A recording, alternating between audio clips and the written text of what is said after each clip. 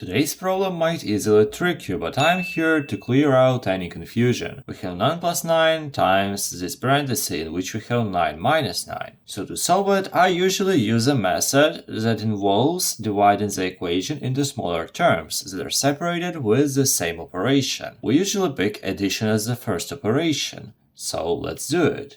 The reason why we do it is because if you don't follow the order of the operations, we would do this addition, then this subtraction, then we multiply, and we get 0. But using my method, we get this is the first term, this is the second term. We have an addition that separates both of the terms. Now we need to individually calculate both of them. And this method is good because now we know that we cannot add this 9 with this 9, because this plus separates them. Wait, if you like the explanation so far, please consider subscribing. Thank you! So, to calculate this 9, we don't even need to do anything, this is just 9.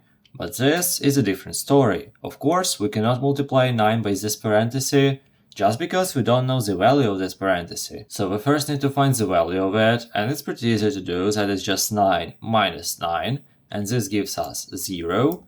And of course we have a multiplication here, so we get 9 times 0.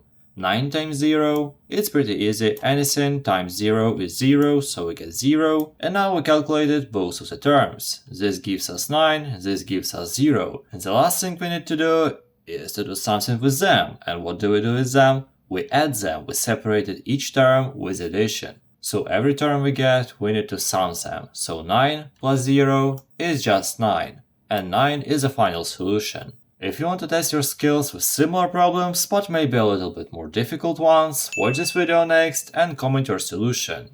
Have a nice day!